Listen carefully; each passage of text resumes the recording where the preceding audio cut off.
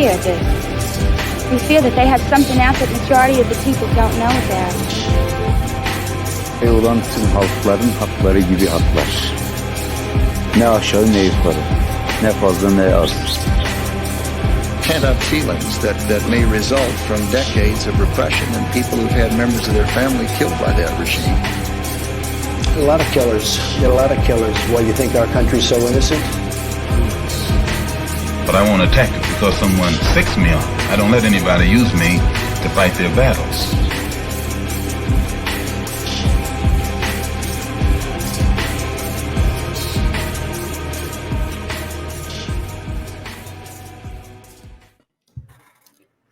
Hello, and welcome to Marblog. And today we are talking about the crisis of the left as it is manifested, particularly in the Indian subcontinent and in Southeast Asia. And my guest today will be speaking on it. We have a large panel today. But I became interested in this topic again recently when I was being lectured about the... Did we lose Budo? The awesomeness of the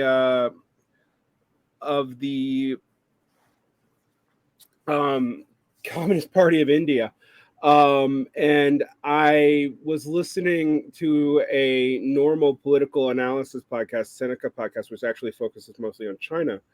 You were being lectured on the awesomeness of the Communist Party of India. Yeah, we'll get back to that. Okay. And I was listening in the same day to a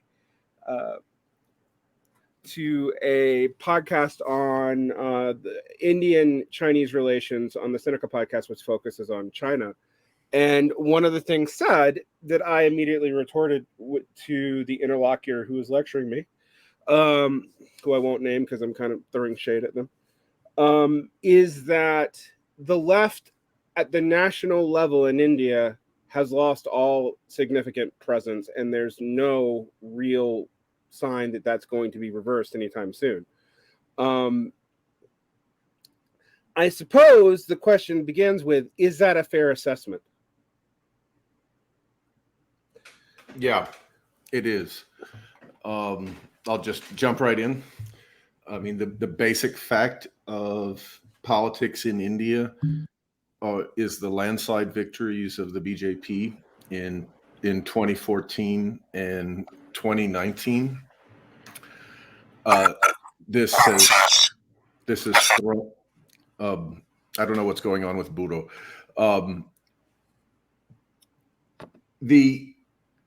That victory has meant a full-scale assault on leftist politics and left intellectualism, especially all forms of intellectualism, accompanying a kind of intimidation campaign against minority groups and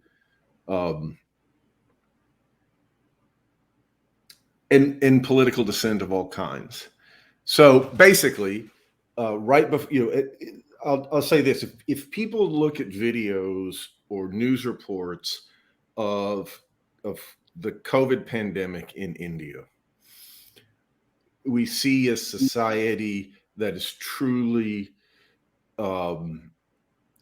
desperate and terrorized.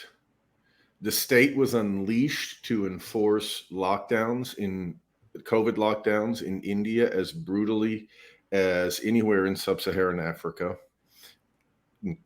Kenya, Nigeria, wherever you saw, jackbooted thugs out on the street. And in India, they weren't all agents of the state. Many of them were RSS cadre, which is to say the fascist paramilitary organization linked to the party in power. And then when the cases actually started, and accompanying those lockdowns were massive migrations out of the cities, which recalled images of refugees from Bangladesh in 1971, recalled the refugees of the partition, recalled the experience of famine under British colonialism. Poor people undertaking a mass exodus from the city, walking hundreds of kilometers back to their villages because of the complete lack of the most minimal social security. So that was a kind of a grotesque image of a society that has also been,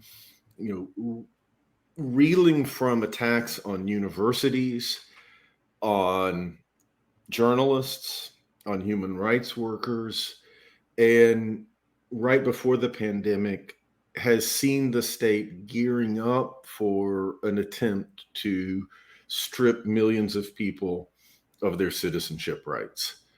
The protests against which were shut down in the name of COVID in early 2020. These are what are known as the Shaheen Bagh protests. So, of course, and this is a cashing out of by the right of the bankruptcy of the left as it's been exposed over, at minimum, the last 2 decades. I don't know if anyone else, I just wanted to sort of jump in to get us started. So, yes. Well, I was just curious whether either you, Spencer, or Buro can tell us a little bit about the political presence of the left in the present India. Like, where do they have power? Do they hold power in the same way as they did in Kerala, in Bengal?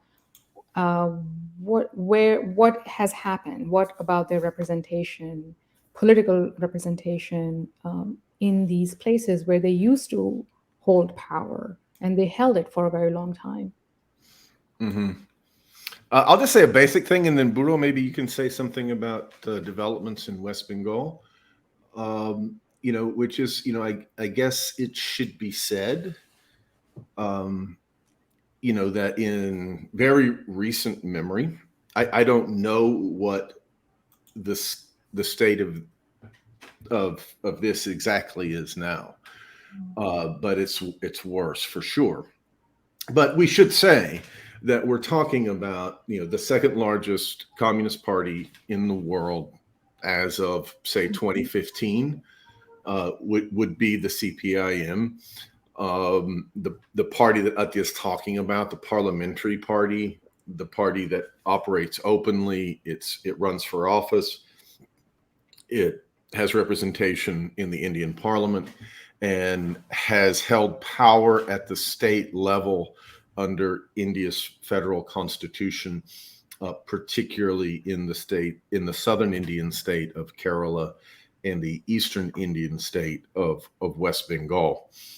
We're maybe, I've seen, from the historian Praful Bidwai, his book, The Phoenix Moment, estimates something on the order of 1.7 million cadres and 130,000 branches of the party, with a presence that extends far beyond that into the tens of millions if you're talking about unions, peasant associations, landless labor organizations, and what would be very familiar to middle class leftists who went to college in India, like Atiya did.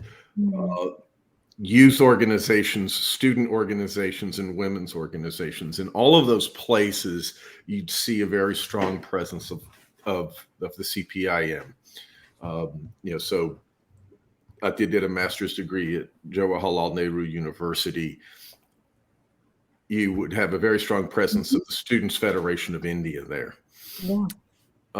So that's the big picture of the dominant parliamentary left, and then, as we can talk about as well, the other main expression of at least the communist left, and would be the armed Naxalite defense of, largely a central Indian, very rural, even tribal, politics that thrives in very remote areas amongst what, according to the Indian Constitution, are referred to as tribal people. That's not my term. That's the way they're spoken of in India. And they're not strictly sort of guerrilla. They also, you will also find, lots of splinter Maoist groups that do a lot of the things that every other kind of leftist does, like run education circles, etc., across the country. But there's definitely a geography, and the most elemental fact is, I guess you could say, is that where the BJP is strongest, where the current Hindu chauvinist right is strongest, the left is weakest. And that is in the Hindi-speaking northern states, which are the most populous states of India. And can, basically, if you have power there, you can control the central government.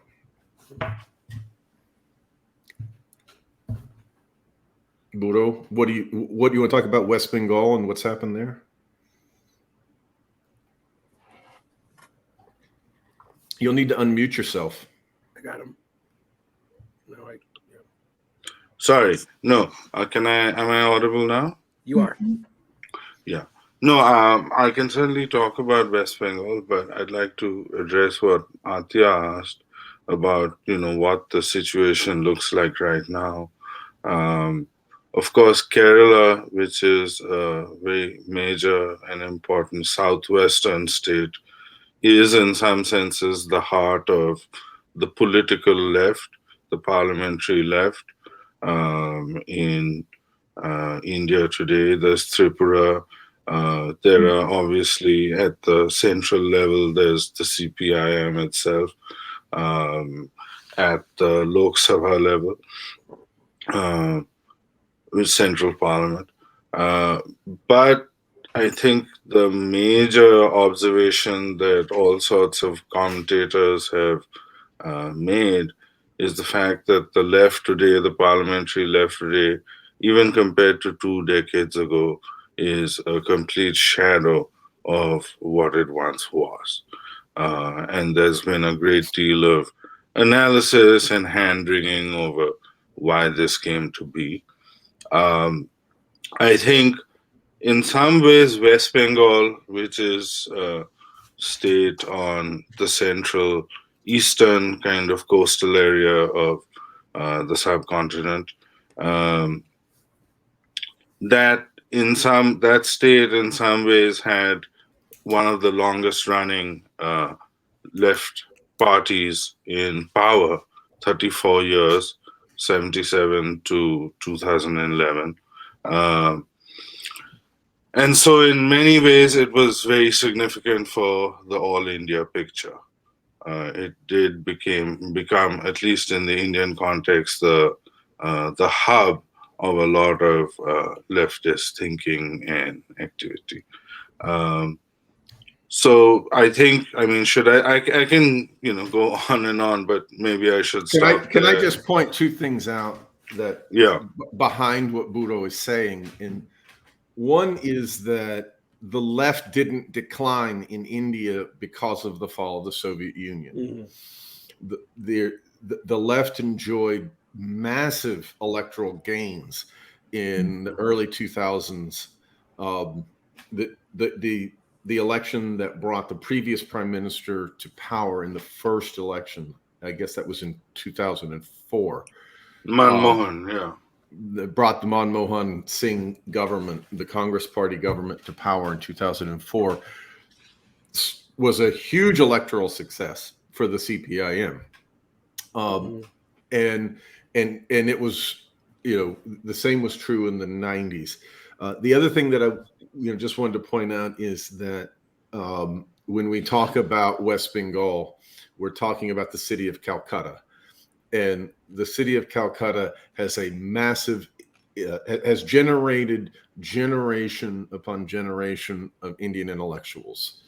And the significance, the predominance of Marxism in Eastern India in the last 50 years has had a influence on the rest of the country intellectually because of that. Much more so than Kerala, even though in Kerala the communists have arguably done more, for the actual people of that state, and have also been a relatively active bulwark of opposition to the current regime. But Atiya, I wonder if you could chime in about the kind of medium-term trajectory of the post-independent Pakistani left.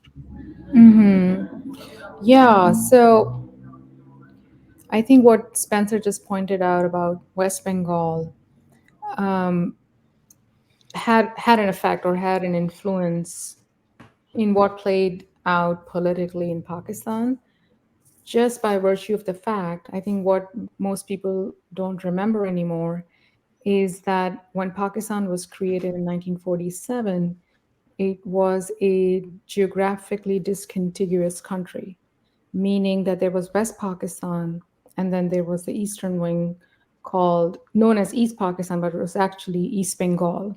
So Bengal was divided into these two provinces, Western and Eastern. And East Bengal was, of course, under the influence of communism. That's where the CPI was very strong. And that actually continued to be the case because the Communist Party of India, which then became part of it, the Muslim members of it actually formed the Communist Party of Pakistan. And it actually derived a lot of its energy and its ideological orientation from the eastern half.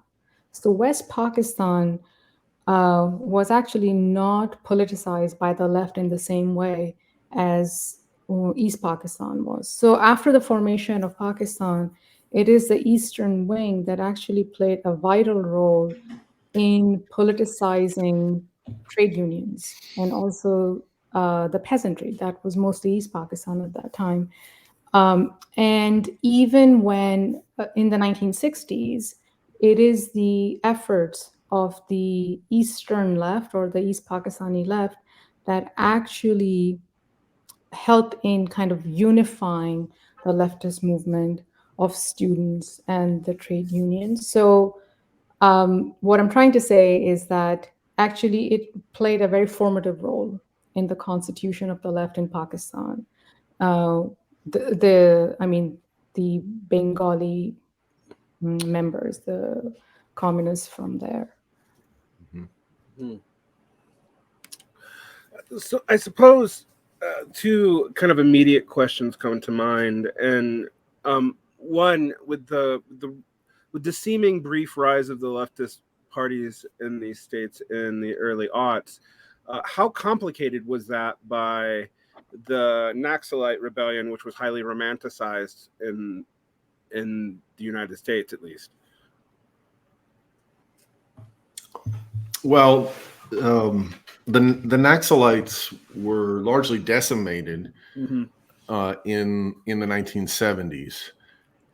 There were vicious repression campaigns, and they never came back in the way that they once existed. And here again, we could tell a story about Calcutta, where in Calcutta in the 1960s and 70s, Naxalism had a really electrifying effect amongst young students, especially, and influenced an entire generation. After, when they start to regroup, I mean, there's a long and persistent history that I don't want to get bogged down into about the 80s and 90s, and I don't know enough about it to get too deep into it, to be honest, but there is a regroupment in the 90s and 2000s and a kind of renewal that takes on a different character. It's nowhere near as influential on the young It's nowhere near as influential on intellectuals.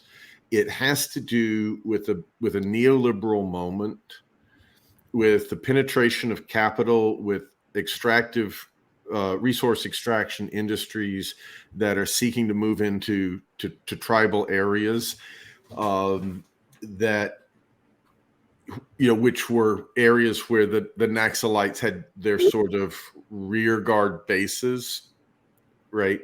That they already had a certain strength in, and so I don't think that the Naxalites have and beginning in, God, when was it? 2009, Operation Green Hunt. There's been a very brutal move by the government, initiated under the Congress, under Manmohan Singh, and now I think prosecuted more silently with less journalistic coverage, but equal or greater brutality into the present, to crush this, these armed guerrilla movements. I mean, sorry, go ahead, Spencer. No, you go ahead. No, I just want to quickly put a point on it that, essentially the parliamentary and the Naxalite left have been at odds with each other ever since their formation. And, there has been a period of late where, there's a fairly significant swath of central and northern India. Although Spencer is absolutely right about the kind of state repression tactics. But there was a fairly significant swath of central India that was under the control of the Maoists, the Maoist guerrillas. So there is that element to bear in mind as well. But I just wanted to round back to, the question you had just asked us and my response to it.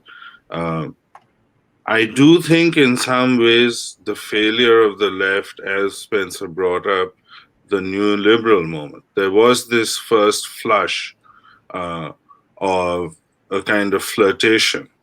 But ultimately that's what hobbled the parliamentary left, because they were their response to the way neoliberalism unfolded in India, at least, was to utterly cede the terrain to the center and the right, and have no meaningful reply to what structural adjustment implied for the late 20th century India.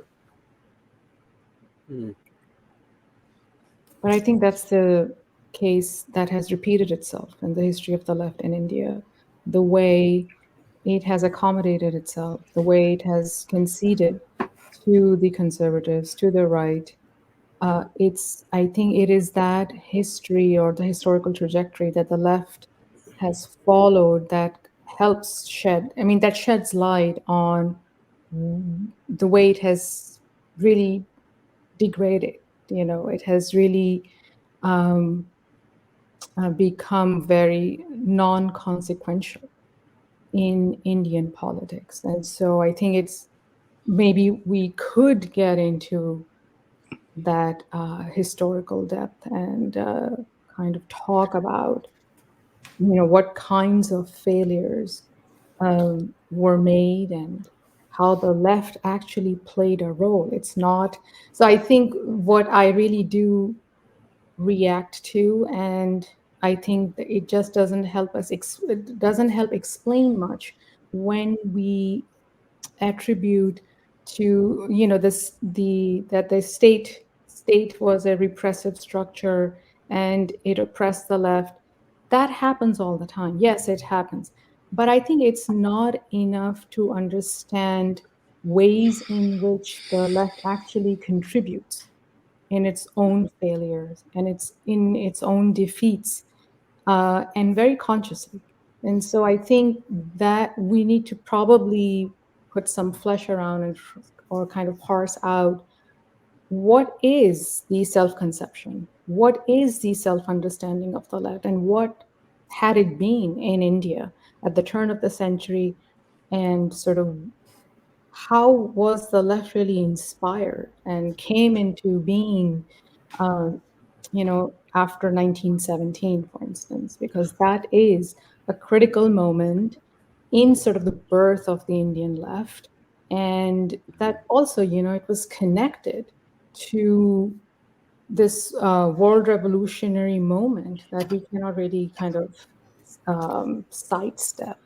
If I was to just try to frame things historically a little bit for listeners who don't know this history, I would encourage them to rely on their general framework of history from either the history of the West or simply of the world, which is to say, we live in very broadly the long shadow of the 1960s and 70s, which is now in crisis itself, the regimes that emerged then.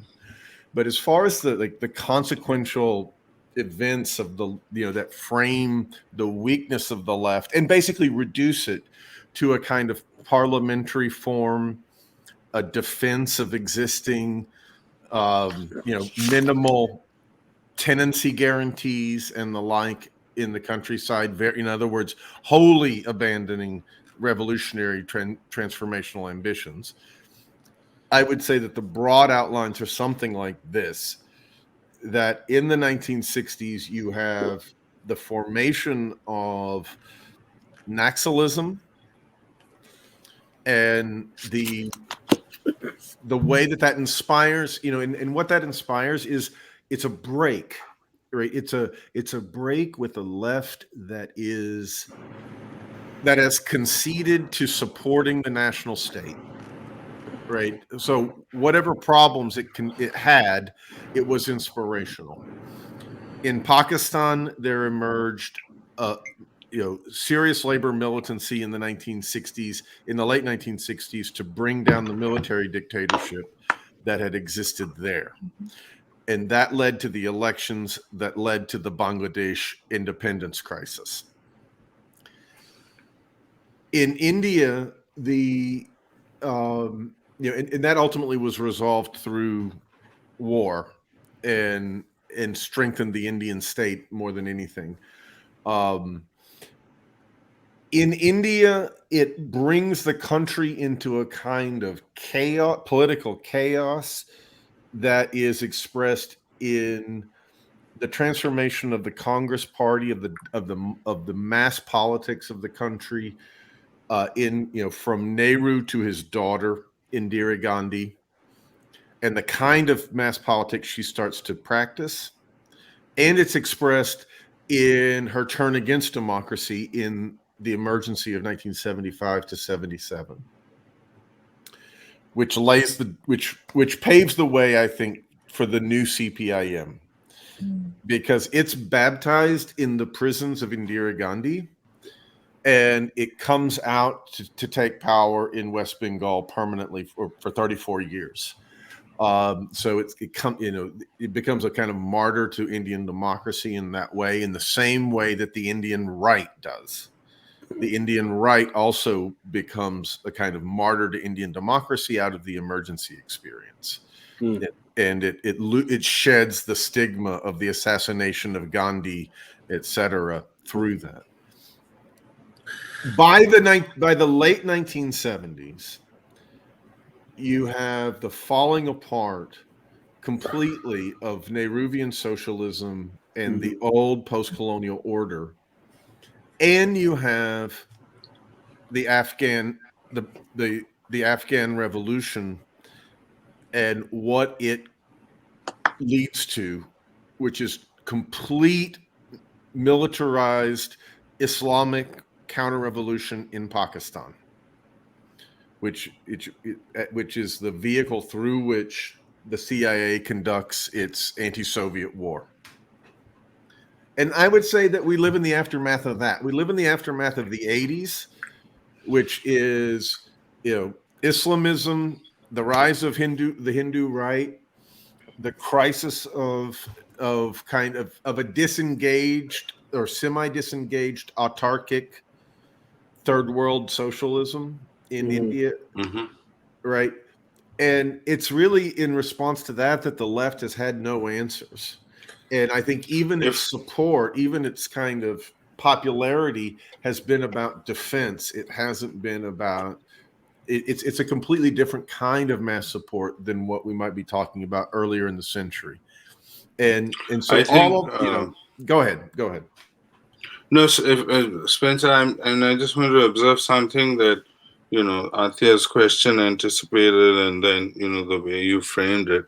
I think both in leftist movements throughout the world and in India, over the course of the 20th century, one's generally seen a kind of retreat from internationalism.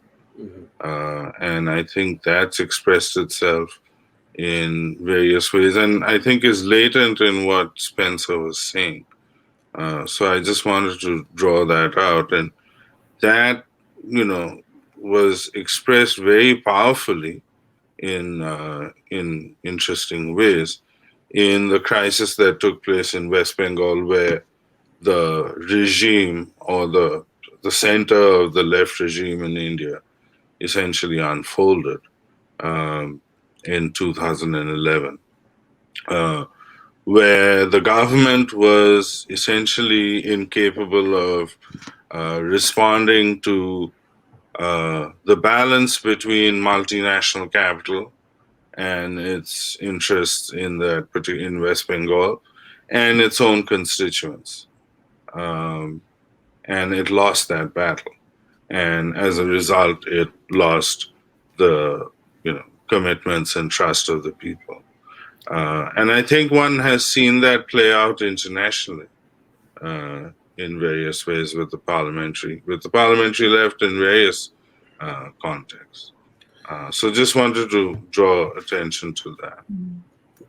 So I one of the observations I've made over the last decade is the declining internationalism of the Western left, and its attempts at it tend to be facile and campist anti-imperialism. But there is one event that was not mentioned that I wonder how it adds to this context, and that is the 1962 Indo-Chinese War. And I guess also the context of the Sino-Soviet split. Like, how much does that affect the trajectory of the Indian left? Well, the old slogan was, Hindi Chini Bhai Bhai, right? That Indians and Chinese people are brothers. And China's chairman is our chairman, right? So there's no doubt that, and we can, and the Chinese Revolution had a direct effect on the line of of the Indian Communist Party. So in the late 1940s, let me back up before I get into these details. Let me just say this in a very broad and try to sort of provoke a little bit, which is to say that at the roots of the failure of internationalism is the entire post-World War II order. The entire post-World War II order is not internationalist, right? It's a Stalinized left. And the vision of that is national roads to socialism, right? It's not an international order at all. And absolutely, reinforcing that and lending it an immense amount of legitimacy in a way that the left still has not processed is the ambiguity of decolonization. Decolonization is not simply a victory. Even though, obviously I'm not saying to reinstate colonialism. That's not what I'm saying, right? What I'm saying is, what is the effect of decolonization and the myth that it's revolution, right? And this goes back to some of the things we talked about on another podcast. But, one of the most elemental ways in which the international Stalinized left claimed that revolution was still afoot was decolonization. Now, side by side with that, and I think ambiguously related to that, is the Chinese Revolution. Mm-hmm. And the Chinese Revolution, I think, is an important thing to think with, no doubt. China is a much more developed country. Can we just say it's a much more developed country than India? Mm-hmm. It's much more developed than Pakistan, much more developed than Bangladesh. Its literacy rates, its mortality rates, its longevity, its productivity per capita, by any measure. There's no comparison. There's no comparison. There's no comparison. Something like half the world's poor, I think an emphatic, more than half of the world's poor are in South Asia. Hey, what's next? India, Pakistan, and Bangladesh. What? So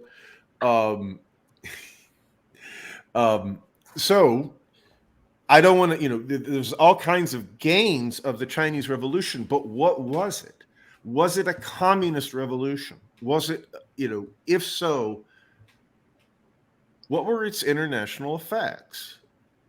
Was it a world revolution? Right? And I think that that's where, or was it a very effective national liberation struggle that really was framed by, in other words, it's the left wing of nationalism. It's framed by the Kuomintang. It's framed by national roads to socialist visions of socialism, by Stalinism, which in many ways render, Maoism in the original sense, I think, indistinguishable from forms of national liberation. So that's, I would say that broadly, right? Now, the vision of peasant revolution, which is what Maoism means, right, in Asia. It means whatever it means in America, but in the world, it means peasant revolution. It means the agrarian line, right? Peasant-led revolution. Indians tried to reproduce that at the time of independence. And it was a ultra-left line. Their slogan was "Ye Azadi Juta Hai," and these guys can correct my pronunciation, but basically it means this freedom or this independence is a lie. It was a rejection of the Congress government. It prevailed. It's associated with a Indian comrade named Randive. The Randive line that prevailed from 47 to 51 involved support for peasant mobilization, especially in the South Indian state of Andhra Pradesh, but also it had an expression in Bengal. And those comrades were sidelined in 51 by, essentially, Stalin himself negotiated it, a peace with the Congress government, with the Nehruvian government. And the Communist Party of Great Britain was involved in those negotiations, and it restored what I think is the dominant experience of Indian communism, the dominant line of Indian communism, which is to play a subordinate role to nationalism, which you see in the Arab world. You see it all over the place, right? And it has all, you see it in Indonesia. It has less, catastrophic effects in India, in the sense that we don't see massacres of communists deriving from this subordination like you see in the Middle East or you see in Indonesia in 1965. But it is politically a subordination. It's in that context where there's an admiration for the Chinese Revolution that has been defeated politically, at least as far as the line of the party's concerned, adopting a peasant guerrilla line rather than a parliamentary line working within the Indian Constitution. It's in that context, established in 51, then exacerbated by the Sino-Soviet split of the late 50s, that you have the 62 war. And the 62 war, of course, is a defeat for the Indian left. It's very hard for the Indian left to operate in that environment because China's militarily defeating the Indian army. And they can seem like a fifth column, and they are, of course, accused of that. But I would say that war is absolutely central to prosecuting the Sino-Soviet split as a geopolitical phenomenon in Asia, right? Because the whole point of that war is to show Nehru that the Soviets can't help him, that his alliance with the Soviet Union cannot help him in a conflict with China, which is why Nehru ends up hat in hand in Washington, D.C., asking President Kennedy for fighter groups and U.S. pilots to, back the Chinese down. And that's an immense humiliation for the Congress. It's a humiliation also for the communists. So last thing I'll point is that the split comes when the split comes in 64, that old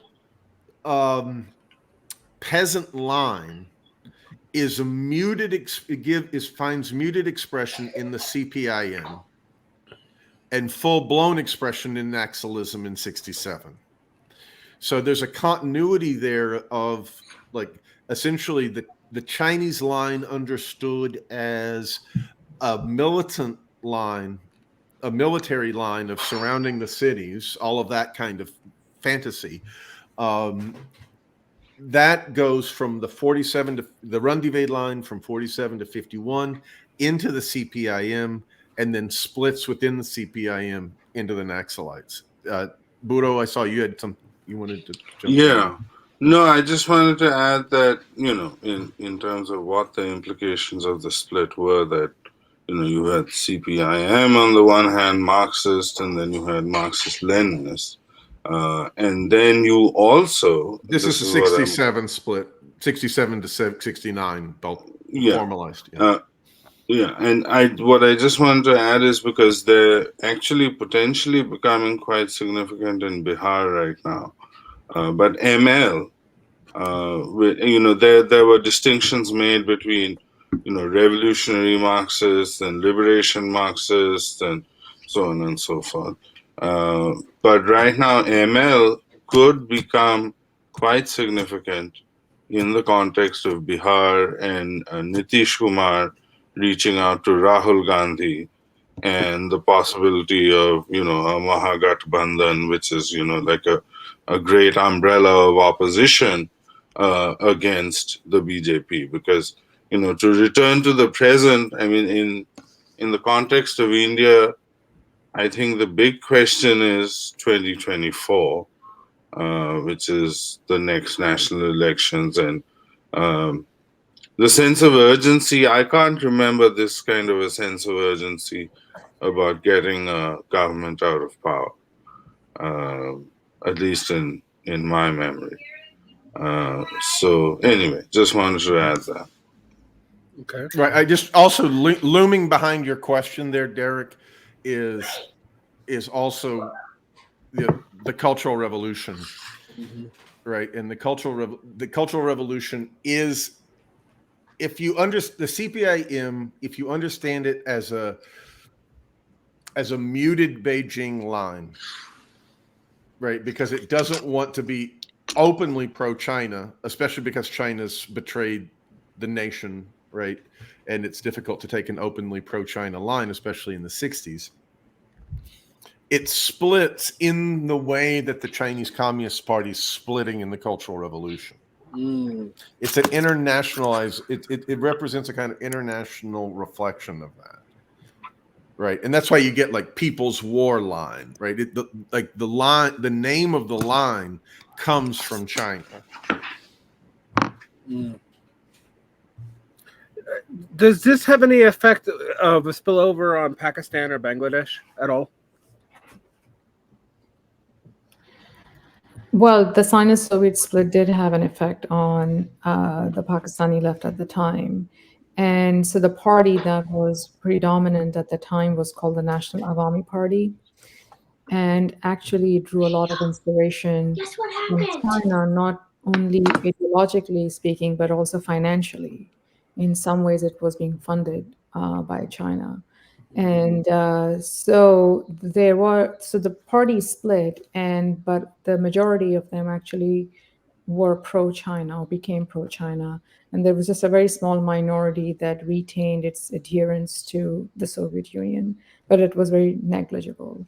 So I think just like as it was in India, the Chinese influence remained pretty powerful in the 60s in Pakistan, especially because the majority of the National Awami Party actually came from East Bengal. And they had a very strong affinity with the Chinese Revolution and the Chinese Communist Party. Yeah, in many ways, the Bangladesh War is a kind of Indian revenge for the 62 war, because India with the Soviet Union defeats China via its proxy Pakistan in Bangladesh. And it's that war that lays the foundation for it lays the foundation for Nixon's trip to China. Right? It already shows the effective alliance of China and the United States around the alliance to what was then West Pakistan. And neither Chinese pressure nor American aircraft groups in the Bay of Bengal could stop the breakaway of East Pakistan and the formation of Bangladesh, and Indian military victory all over the subcontinent. Mm-hmm. This seems significant. And in what ways does this begin the kind of de-revolutionizing of the Indian Communist parties, and what other left formation? We talked about the Naxalites. We talked about the Communist Party of India and the Communist Party of India Maoist, the CPIM.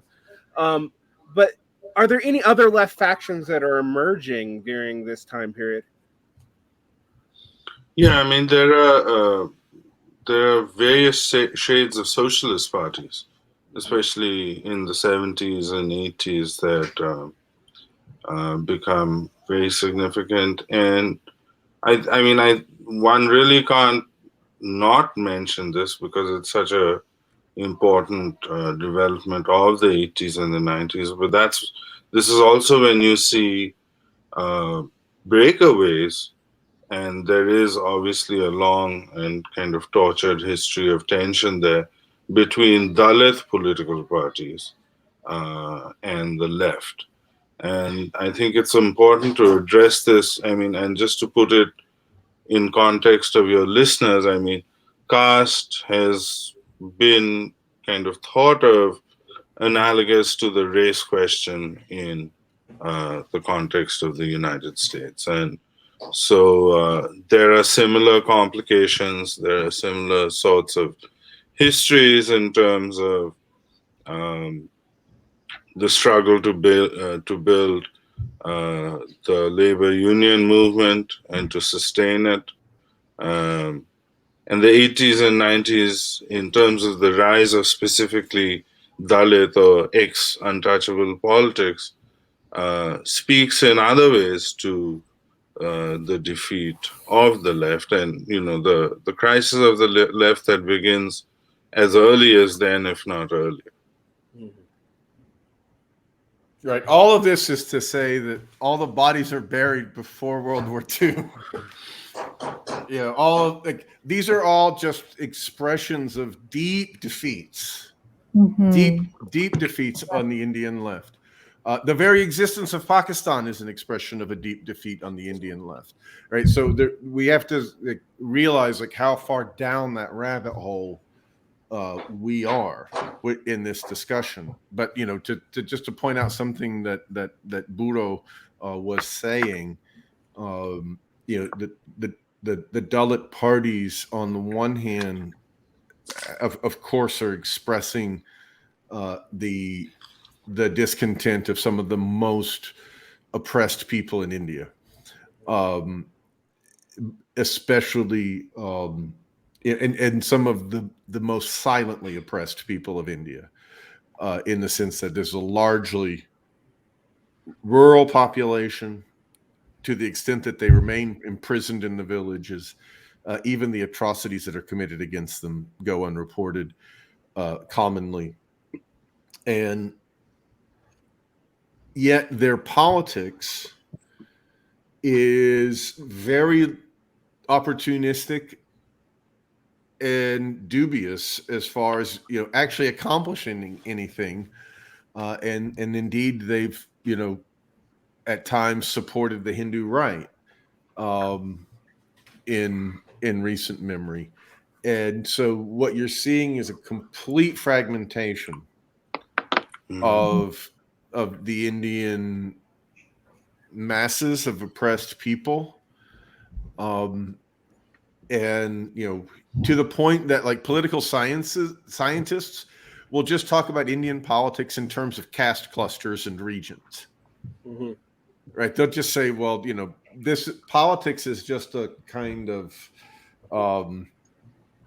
it's just a way that people grab resources from the state. And so, they mobilize as castes to get a certain share of that, right? In other words, the politics of politics is utterly evacuated in highly explanatory frameworks for understanding Indian democracy, what amongst scholars is known as the Cambridge School, which is, of just, people are self-interested. They form groups to advance their interests, to mobilize, to get resources from the state. That's all that politics is. And you can understand, even socialist politics and Dalit politics and so forth especially in the 80s and 90s in those terms. And it's very sad. But, the fact that Dalits have broken with the working class, that they reject, that they have slogans like communism is another face, or Marxism is another face of Brahmanism, right? Mm-hmm. These express deep problems that go back into the 30s. The fact that socialists were more effective in addressing the caste question, very arguably, than communists were. So it's not just Dalit parties that take up the caste question. The many varieties of Indian socialism also do that.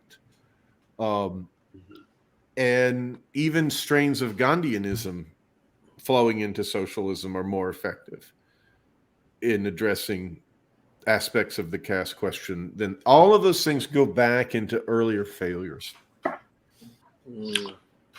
I think, I would add that, this, all of these failures get put into starker contrast when one thinks about, and it deserves being said openly, that the right has actually capitalized on these failures and has been much more successful, and incontrovertibly, in my view, at social welfare provisioning, at addressing questions of caste indignity and dignity, at broadly speaking, to use some jargon, addressing the politics of recognition and addressing identitarian claims. Go ahead, Sven. So the current BJP government is, the BJP today cannot be said to be like a Brahmins party or a casteist party. They make all kinds of gestures towards inclusion of lower castes and indeed of Dalits in their party, as well as through political coalitions. Right. Right. And the prime minister himself, Prime Minister Modi, is not, from a manifestly upper caste. Right. Yeah, that seems to be important to emphasize, and the shift of caste rhetoric to religious rhetoric seems to also be fairly important. And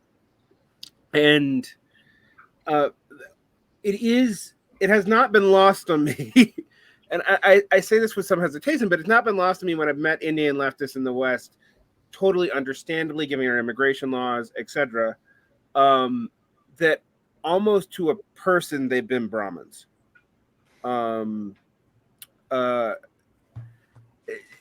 Now, I have entertained the idea that is a selection bias of Western of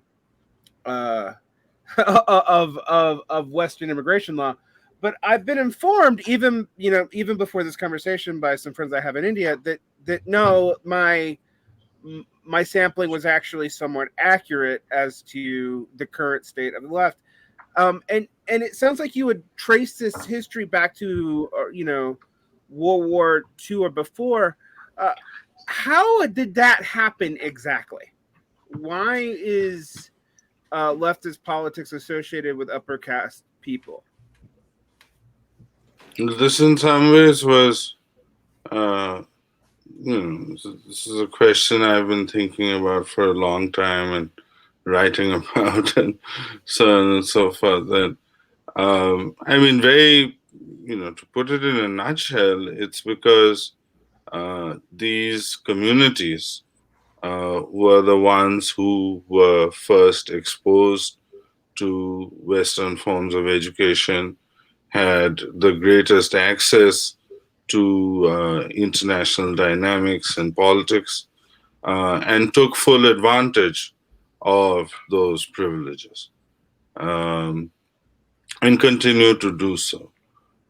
So I think, very briefly, it's a story of being able to corner off certain forms of access from other communities, other groups in that society, and being able to maintain a form of domination over essential industries. If you look at any industry, any domain, public domain or private domain in India today, you'll find the same pattern. And so, in terms of the history of immigration to North America, it doesn't surprise me at all that, from the late 60s, 70s, 80s onwards, when the first spurt of South Asian immigrants showed up in India, they were almost exclusively the social elites of that country. That has changed significantly in recent decades, but nonetheless, to the best of my knowledge, Indian Americans are meant to be the wealthiest demographic in the United States. And of that particular demographic, that data, actually, I've looked for that data. That specific data does not exist in terms of the composition of South Asian Americans in the United States. You mean the caste composition? The caste composition and the ethnic composition, whether regional origin and so on and so forth. But I would be willing to bet that compared to the Indian proportions of the population, there's a disproportionate number of upper caste groups in the United States today. So your sample may not have been wrong at all. Right. Oh, I think there's no doubt about it. I would just plug a book called Ants Among Elephants by Sujata Gidla, who is a Dalit woman who came to America. She now is a subway conductor in New York City. And her uncle was Satyam, who was a major Naxalite leader so she writes a family memoir, which is actually largely about her Dalit Naxalite uncle, but also talks about how she's completely shut out from like Indian social circles, because she's a Dalit.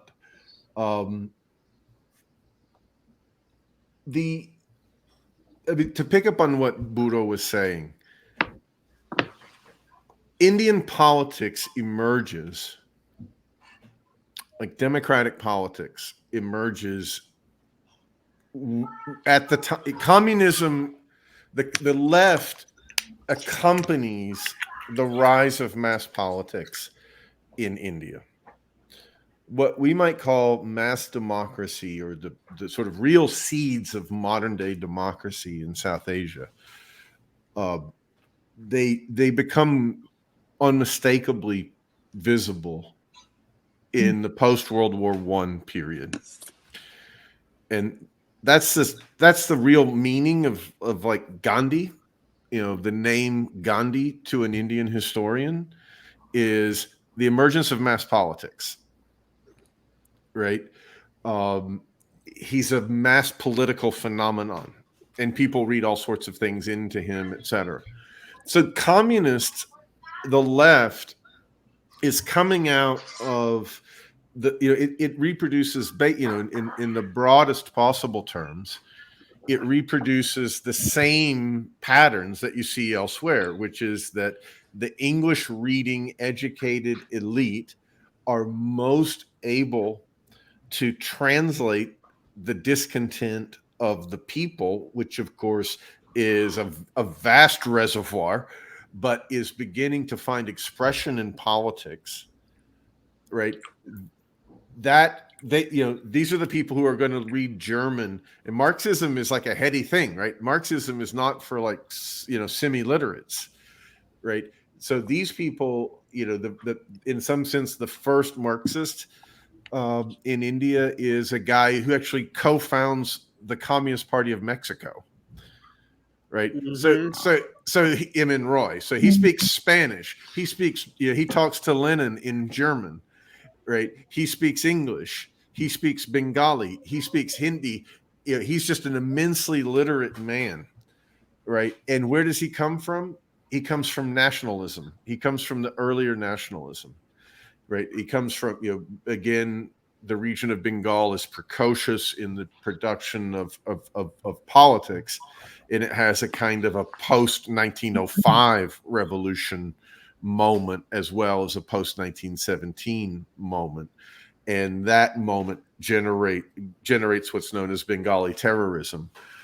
And Emin Roy was one of them. He's, of course, a Brahmin. Right. And so, politics on the whole is dominated by Brahmins. It really isn't, it's a political question. It's not a question of in that respect, it's no different than talking about the leadership of socialism in the United States or anywhere in the world. There's a role for educated people, for intellectuals. The problem in India is the actual failure on the caste question. Right. It's not it's not the caste composition of the intellectual, layer of the party. It's that they actually fail to address the caste question as a question dividing the working class, or that is used to divide the working class. And in that respect, it's very similar to the communal question or the Hindu-Muslim question, right? All of these divisions of the working class. The Communist Party just has in the key moment of 1917 to 1947, there's just a lot of problems there that we could delve into. And in some ways, to just follow up on what Spencer was saying, the caste question and, if you want to put it this way, the communal question or the Hindu-Muslim question, those are the two defining features of politics during the 1917 to 47 period. And during then, and actually, you might push the kind of foundations of leftism back into the late 19th in terms of the first efforts at unionization and so on and so forth. But for the most part, they play second fiddle. I mean, they're not at the forefront of the political questions of the time. That really only starts to happen in the 50s and 60s, where they become the main opposition to the Congress in India. So I would just kind of add that periodization or wrinkle or whatever you want to put it.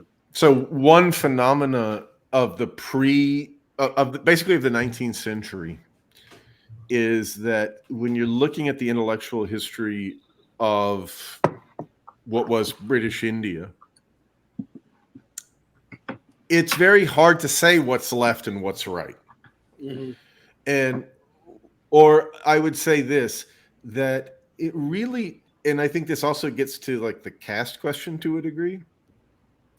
It really depends on how centrally focused you are on colonialism. Mm-hmm. Right? If you think that the fundamental issue is overcoming colonialism, rejecting getting the British out, then what you think is left or radical looks like one thing. Mm-hmm. A lot of you will find women, you will find lower caste writers, and you will find minority writers who all think that British colonialism is relatively insignificant. Mm-hmm. Right? They'll say, or they'll praise the British. And they'll extol it, in fact. Yeah. Yeah. They'll say, the British are breaking down the dominance of the Brahmins, or the British are opening the door to the education of women, or the British are the only thing that stand between us and the Hindu majoritarianism. Right? So Muslim politicians will say that. So that question, I think after 1917, what does the Comintern say? How does the Comintern take up Indian politics? Mm-hmm. Right? Mm-hmm. It takes it up as a colonial or national question. Right? Now, I think that's right. I think they were right to do that. Right? But then the question becomes, what does it mean to struggle for the leadership of the anti-imperialist movement? Right? Mm-hmm. When you're struggling, let's imagine that the communists of India struggled for, in a way that, say, I was suggesting before that Mao, in a sense, defeated Chiang Kai-shek in leading the Chinese national liberation movement. The Indian communists never come close to really challenging mass nationalism under the Congress. Somebody maybe could mute. I don't know who that is. The Indian communist task, however, was to do that. And that's what Lenin is saying in 1919, 1920, I guess in 1920, in the second Comintern meeting on the national and colonial questions, when it's debated, he is saying, well, of course, and why is he saying that? He's saying it because mass politics already exists in India. Yeah. Right? The question isn't, in other words, imposed by the communists. Gandhi is already leading the non-cooperation movement. Mm-hmm. And so what the communists are asking themselves when they debate it in 1920 is, how do we relate to this new phenomenon of mass politics in Asia? essentially in India and China, and they're also members of what would become the Indonesian Communist Party in those discussions. And then the question becomes, okay, how do you address the caste question and the communal question in a struggle to create the post-colonial state? Right? How do you turn the struggle to create a post-colonial state into, and I would say that from a Leninist perspective, that question is, and this is what people really need to get decolonization out of their minds, right? It's a struggle to overthrow the state, which is precisely what does not happen. People can talk however they want to talk about how much blood gets shed in Vietnam or Algeria or India or wherever. But when I would say to when I said on your last podcast, decolonization is a gentleman's agreement, it's a handshake. What I mean by that is there's an essential continuity in the state. The state is a regime change. It's decolonization is a regime change. For the Indian communists to win, on the one hand, they have to, of course, win over the Democrat. They have to lead the democratic revolution as an anti-imperialist revolution. And they have to pose the question of taking power in terms of the working class leading these, and of course, beyond the caste question and the communalism question is the overwhelming question of the agrarian question, right? Of leading what is at that time an 80% or more peasant country, agrarian country, right? And that's where you really are starting to think about the fate of the international revolution, right? That's where that question, I think, has to be posed. So if I can just offer a little bit of a texture to the story that Spencer just talked about. So it's like after 1970. So we've talked about the communists in Bengal and talked about the caste question. So that's all right. But there are other political tendencies that are floating around in India.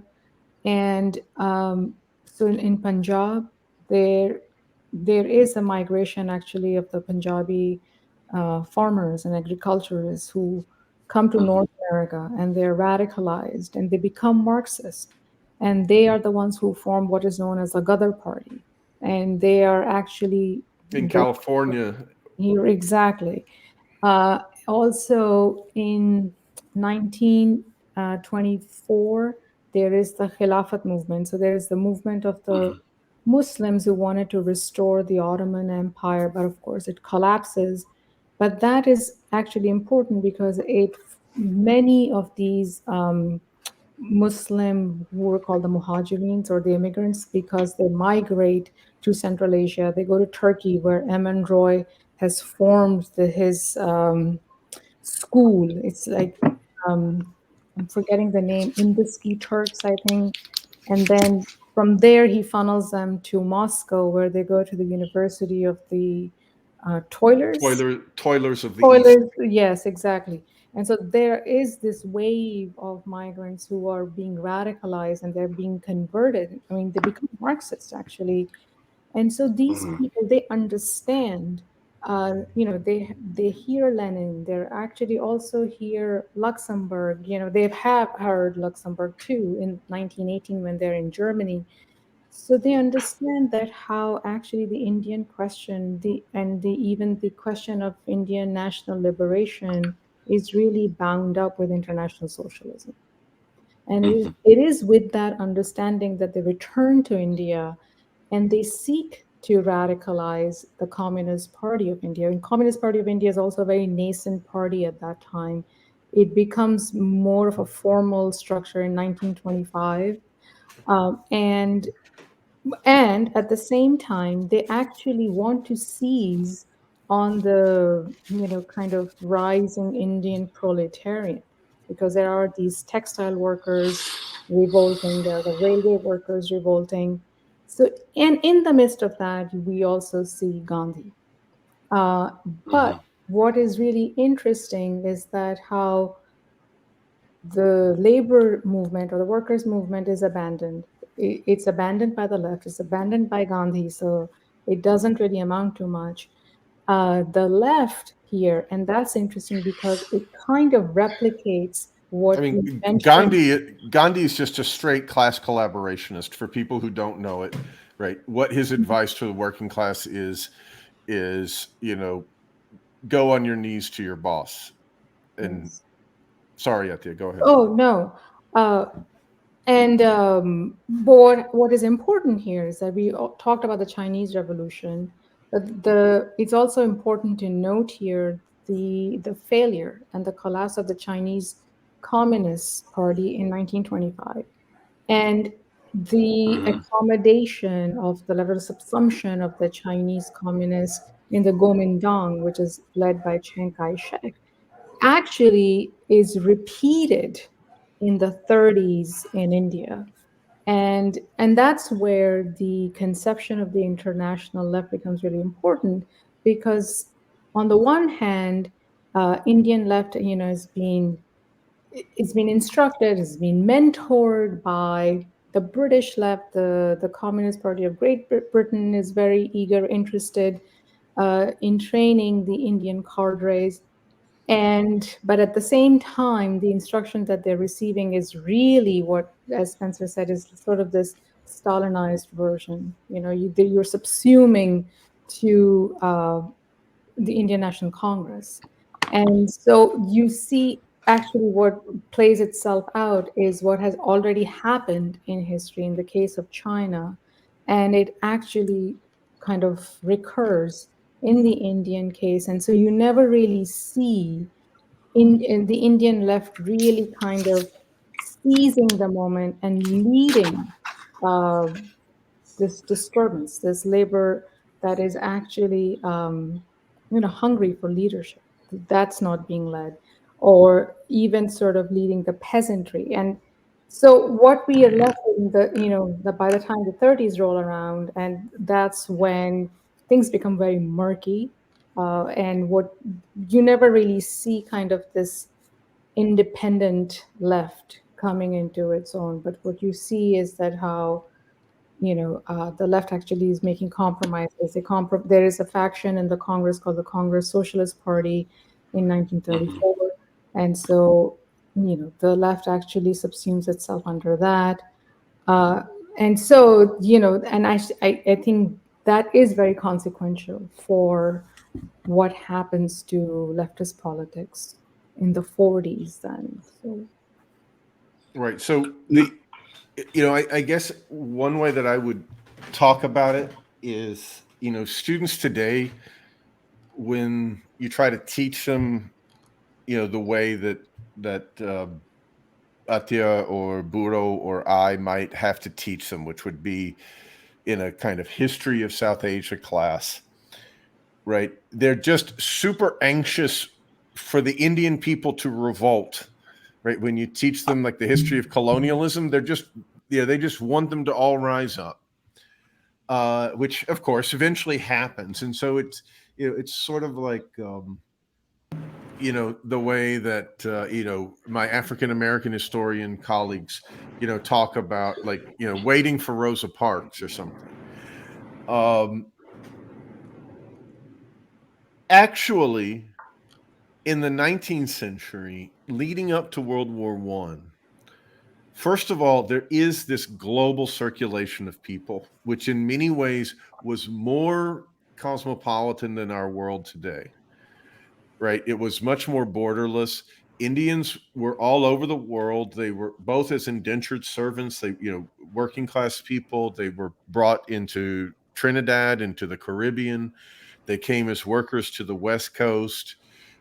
Intellectuals circulated all over. Of course, there were many workers that came to South Africa which is where Gandhi got his start as a lawyer. But if you wanted to address the colonial question, it was a question of European freedom, right? It was going to be addressed. In other words, it was the kind of thing that socialist parties did discuss, right? Now, with World War I, it is clear that the project of European freedom is in crisis, and of course, the centrality of socialism to that. Now, that also has, as if you will, a kind of material economic dimension, which is that just as it becomes clear that there's a kind of a manifest and irresolvable crisis in the geopolitical order, you also get the disruption of trade patterns to Asia, and therefore the springing up of industrial bourgeoisies in especially Calcutta, Mumbai, Shanghai. Right? The proletariat is a very new phenomenon.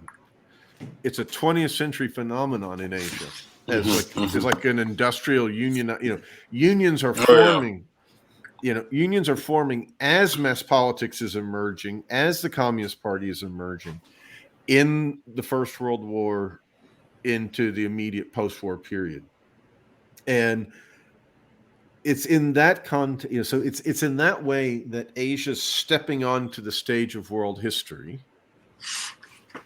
as the Russian Revolution, really raises this torch that I think Atiya is talking about, the way its beams shine across Asia through all kinds of real movements of people, right?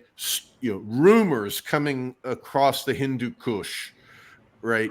But also, of course, intellectuals. Just as you hear the same thing, you'll hear, when you look at the histories of China, that the people of China were hearing about a world without classes, without bosses, without landlords, already in 1919, 1920, 21, right? And so the emergence of mass politics in South Asia, and I would argue indeed in Asia, is part and parcel of the communist moment. If we think of communism as an attempt to resolve in a revolutionary direction the crisis of European socialism, right? So, but the flip side of what I'm saying is, before World War I, what you would do if you were seriously concerned about the condition of Indian people is you might want to go to Britain and get yourself elected to parliament, which is what Indians did. Which is what happened, actually. Indians just went and got themselves elected, right? And they addressed, the question, and you got barred, or you got, you made it through the bar. Right. You became a lawyer, right? Which is where most of these people got their training as politicians, Jinnah, Gandhi, etc. So, what we're talking about is the fate of the world revolution as it's expressed, and potentially there were stakes in India, right? That the British are coming out of World War I victorious, and therefore, and that's in a, and of course that frames the whole thing, right? The whole thing is framed by the fact that British colonial power is stable. It comes to like the house is actually shaking in World War II, right? But it's a function of, the Japanese being at the door, right? And, they're actually stepping into what is now India. There are battles fought in what is today India between the Japanese and the Indian Army. But for the most part, unlike Indonesia, Vietnam, Cambodia, Laos, Burma, of course, which was a part of India, but a kind of extension, and fundamentally China, right, which were all descended into chaos in the war. In India, for better and for worse, that chaos was relatively contained. There was an explosively revolutionary situation in India, but it was relatively contained politically within the confines of the Congress Party. So I guess one question that we need to clarify is we talked about Congress socialism. And also, I happen to know, for example, Khrushchev's softness for the Congress Party. But what defined the Congress Party's relationship to socialism in the independence period? You mean in the pre-independence or post-independence? In the transition to independence period. Well, I mean, the government and the party's doctrine in that sense was known as Nehruvian socialism. And it was it took inspiration from Fabian socialism. And took expression in initiatives like this is during the transitional and early in the post-independence period. They basically took on the accoutrement of the Soviet state. 5-year plans, mass industrialization, dams, etc., infrastructural works. But the big question has always been that whether this was not just state capitalism, whether socialism was, and when push came to shove, Nehru very much was in the pockets of the big industrialists and favored them. But, compared to the way things are. And that's because he's Gandhi's protege. And that's because he's Gandhi's protege. All of that said, if you look at the rate of and scale of inequality, broadly speaking, under the, what are known as the socialist years compared to the post-reform years, the early 1990s onwards, it's clear that inequality has sharpened very starkly since liberalization. I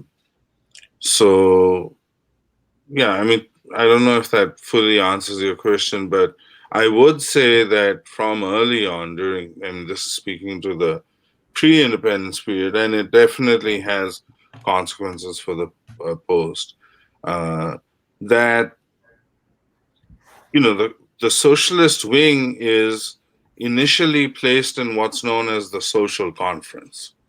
And there's a whole debate that takes place about whether the social conference should actually be part of the political party itself or not. And so part of Indian nationalism what are you talking been, about? You're talking. I'm not familiar with what you're saying now. You're talking about in the 30s? They're talking about the Congress. I'm talking about the early years, the 1880s and 1890s, when anything related to society was meant to take place under the banner of the Indian Social Conference, and that was meant to stick away. And this goes back to the point Spencer was making, that the anti-colonial question and its primacy is something that has dogged all political parties in India.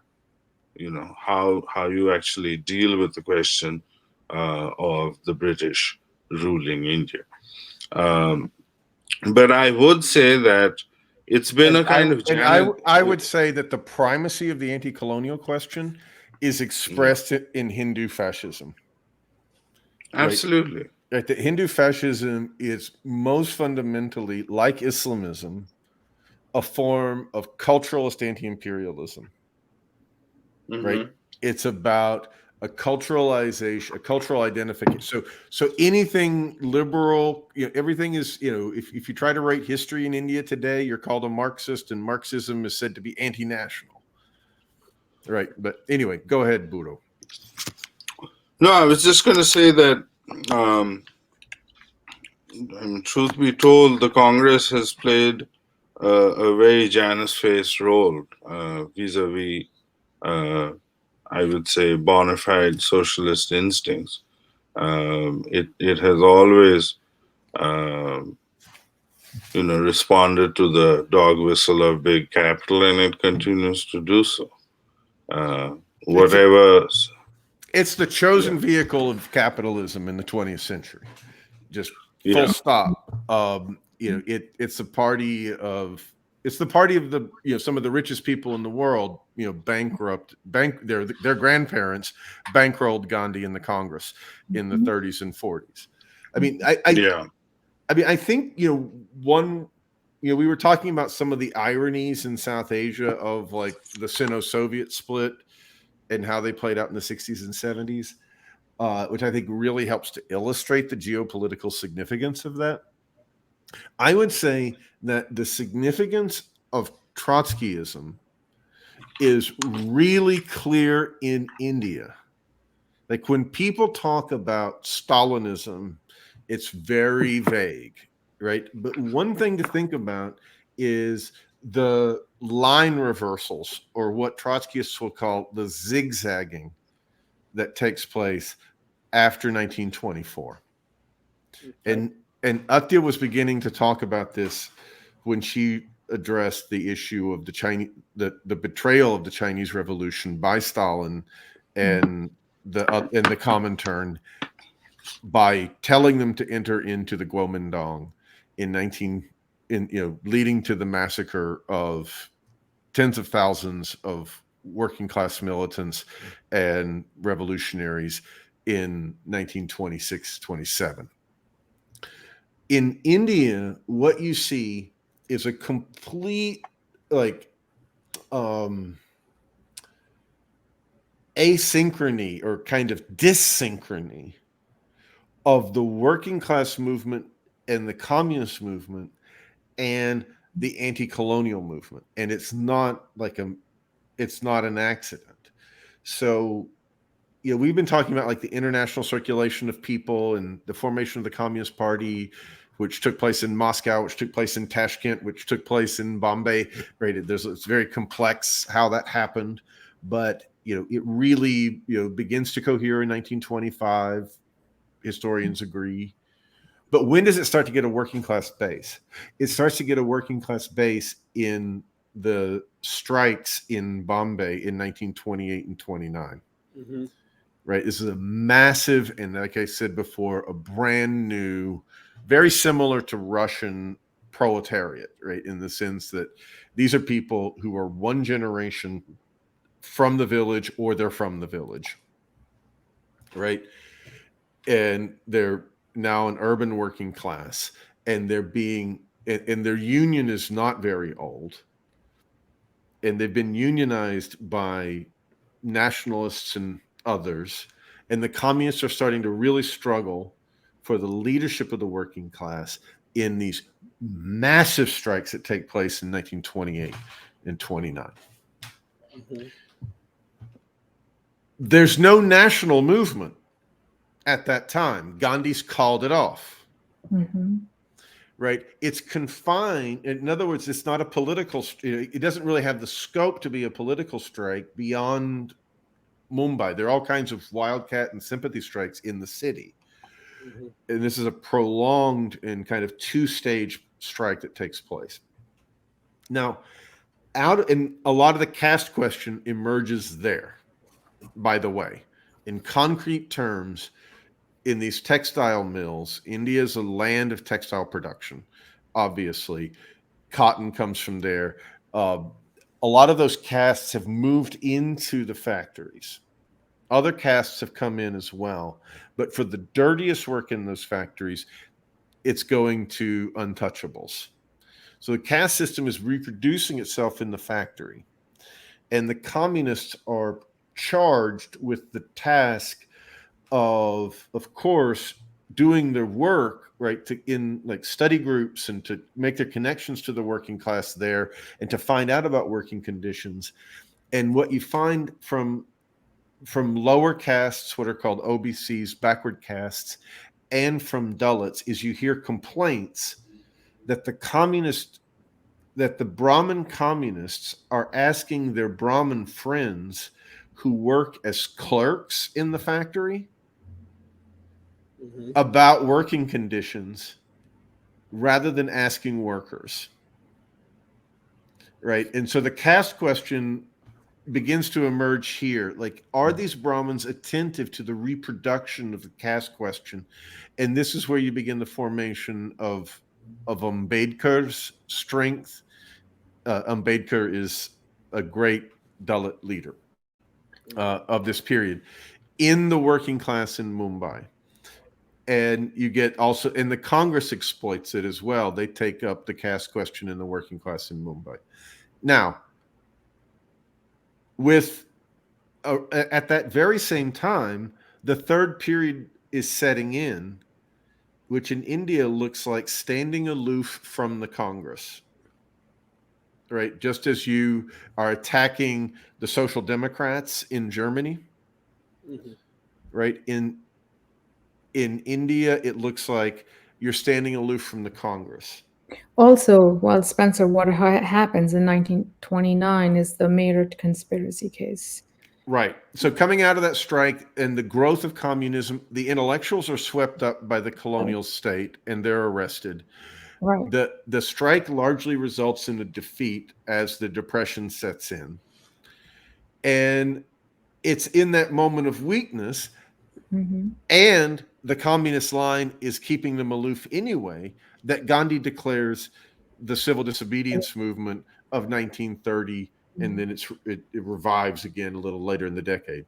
This is the one that you see in the movie where he's walking to the sea to make salt, right? That movement is deliberately dissynchronous with the working class upsurge. Then the Popular Front, emerges, of course. The Popular Front against Fascism emerges in 1935, as elsewhere in the world, at a time of demobilization of the Indian anti-colonial movement. And the effects of the past movement are that there's now going to be elections in India. The British are making concessions. These are really the crucial elections that lead to the outcomes after the war. And the communists end up supporting the Congress following the Pop Front line, not only to get them elected, but to support them in office, where they proceed to administer the colonial state, which is obviously going to be all about the repression of the interests of working people. And the communists are supporting it. So that's really laying the groundwork, I would argue, for the 20th century in India, right? Of the subordination of the communists to Nehruvian, to what will become Nehruvian socialism, right? Now, to the final sort of cherry on top is that when the Germans invade the Soviet Union and the line shifts to, it's a people's war, the People's War line in 1941. At that time, the Congress has been holding back the anti-imperialist movement very actively and actually splitting over it. There's a famous Indian leader who becomes a pro-fascist character, Subhash Chandra Bose, who's pushing to use the period 1939 to 41 before the Soviet Union is invaded to break for independence. And the Congress and Gandhi are holding him back. But it's after and of course the communists would have had an open road to compete with the Congress in 1939 during the Hitler-Stalin Pact, because they wouldn't have been compelled to support the Congress. They would have been in competition for it. But after the war breaks out, the communists are supporting the British as anti-fascists. And that's when Gandhi declares the Quit India movement. So every major phase, if you read like a history of the mass movement against imperialism, you're going to read a history that is completely irrelevant as far as the history of the Communist Party's participation in that movement. So, I would say that those zigzagging lines, right, and the subordination of the Communist Party to international Stalinism is catastrophic for the Indian communists, right? It's all transmitted via through the Communist Party of Great Britain, by the way. I was thinking about this as we got to this point, because I suspected, like in many times when I talk about the history of the failures of communism, that we're going to pull back the mask like on Scooby-Doo, and it's going to be the Popular Front the whole time, because it often is. It's usually not just the Popular Front, but that's the strain that is in many different areas of the world. The complicating factor is the tailism and entryism of the Popular Front, tying working class politics to other tendencies, which it cannot extract itself beyond that point. Yep. I suspect this. I guess this is the last question I have for today. Is, now that we've kind of traced back to this early 20th century period, where do we see this instinct leading to now? What are we likely to see in the immediate future, other than defeat, which we've already began? Is pretty much going to. It looks pretty much on the horizon. But what is that defeat going to look like? Budo was just talking about it in terms of like forming coalitions to get the BJP out of power. Mm-hmm. I mean, these are pop fronts, right? And it's going to be led by the Congress. I mean, that's the great dream of every Indian I know that isn't just straight right wing, is the return of the Congress Party. Like, this is the whole horizon of their imagination. I don't know, Budo, and obviously there's Budo was talking about the urgency of that, the urgency of expelling the BJP from power. That sounds like almost everywhere in the planet right now where there's a left, except for in China, where the left's main goal is defined almost solely in response to the ascendance of the right and not in any of its other goals. Yeah. No, I would just following up on what Spencer was saying.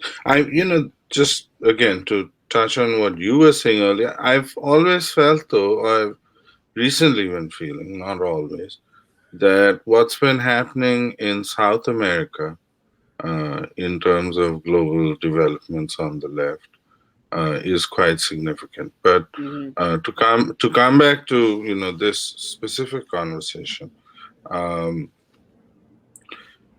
there is a sense in India today that it's a do or die moment for the very structures of the democracy, and unfortunately, also, as Spencer was saying, that the horizon of possibility seems to involve the Congress Party quite centrally.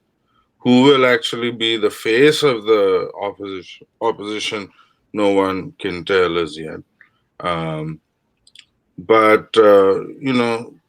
I was reading one analysis the other day that was suggesting that all is not actually lost. That we're talking essentially about 30 seats and in an assembly that has 520 odd, 30 seats can easily be eaten up by some other kind of coalition. But that said, the left is nowhere at the heart of the conversation because numerically speaking, it's single digits, if that.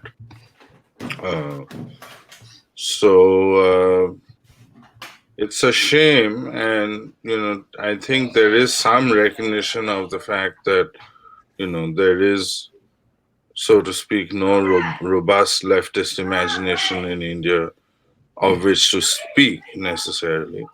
But I think there are pockets of concern about this.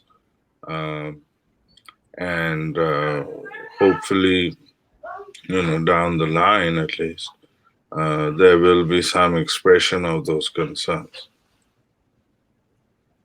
All right. Well, I'm going to give everybody a chance to make a closing statement. So we've been going for about an hour and 45 minutes. This is a good place to wrap up.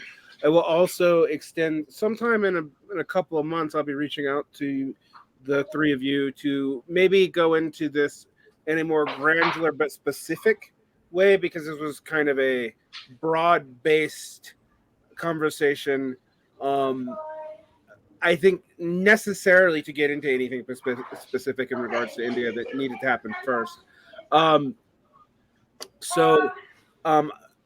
For my listeners, if you feel like we haven't covered everything, we know, and we will be coming back in the future. You can't cover everything in 2 hours. I'm sorry.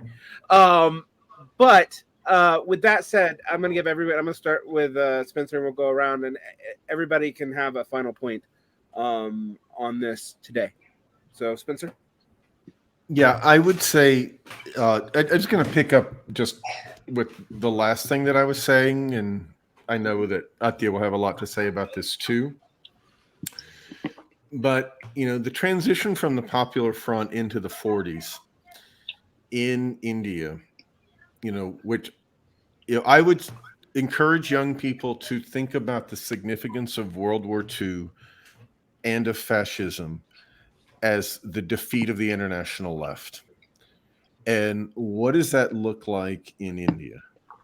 Well, part and parcel of the Communist Party coming to support the anti-fascist war, the supposedly anti-fascist war, was that they came to support the demands of the other party that was supporting the British, which was the Muslim League. They came to support in 1942 the demand of a very right-wing party that was, that lacked mass support, but was gaining it through its support for the government and the kind of benefits that it could deliver for that reason. It came to sign on to the claim that India's Muslims represent a separate nationality.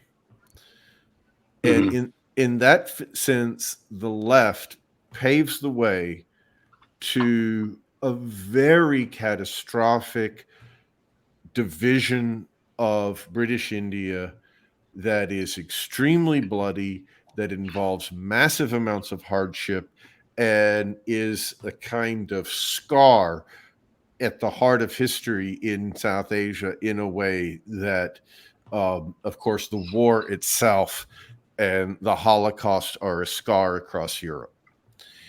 And it conditions everything that follows, most obviously through the geopolitical conflicts that it generates, or the kind of opening to geopolitical conflict, and the militarization.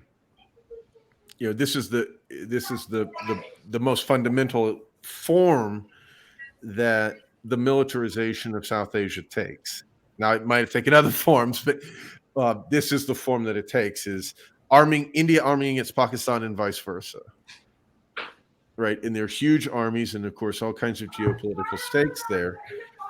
And I would say that this kind of gets to what you were talking about with like the 62 war, right, which plays off of that. The defeat of the defeats of the Indian people, of the Indian working class and oppressed peoples in the post-World War II period, are really like the foundation is laid by the betrayals of the left, most obviously from 1935 to 47. Mm-hmm. I would argue. Right? That'd be like my last historical point here. Atiya, would you like to go next? Oh, sure. So I'll just make a couple of points and say that I know that in academia, and as far as the discipline of history is taught to students, it is taught in a very, it's not just affirmative, but it also, there is a legacy of post-colonialism that kind of pervades, especially the history of South Asia. And that has actually created a lot of, I would say, it has misled our students and has miseducated students on this history. And so I would ask the young students of the history of South Asia to find ways to really have a critical lens and be able to examine this history much more critically, rather than just accept this kind of post-colonial culturalist lens that obscures a lot and clarifies very little. And of course, it requires a lot of work, and there are not that many avenues to conduct such study. But I think that is the challenge. That is the challenge that I think students of our time confront. And I'm not really sure what the solution is for that. I'd start by just completely seconding everything Atiya said. I mean, in some ways, so many students are raised with the story that colonialism was the ultimate evil of mankind. And I feel really chipping away at that assumption is so much a part of what educators ought to be doing in some ways. But of course, many South Asian educators are committed to that paradigm. I just, going back to the main stream of the conversation, I just wanted to add in terms of, the decline of the left as we've been discussing it. Something that came to mind was what a participant in a workshop that I organized that Spencer attended on Marxism in Indian history. He's a very noted and distinguished scholar of political science at the University of Calcutta, which, and he was in the hub of a lot of affairs and, saw the regime throughout its entire life. Something he said that stuck in my mind was that there was actually a deterioration in party discipline and in mobilizational tactics. And I think, these issues very much so remain today in terms of looking ahead.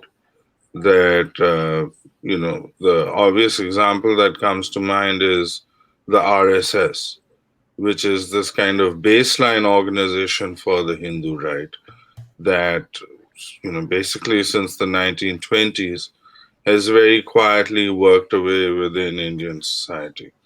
The left has nothing comparable. And is now probably the largest voluntary civil society association in the world. And the liberals have nothing by comparison.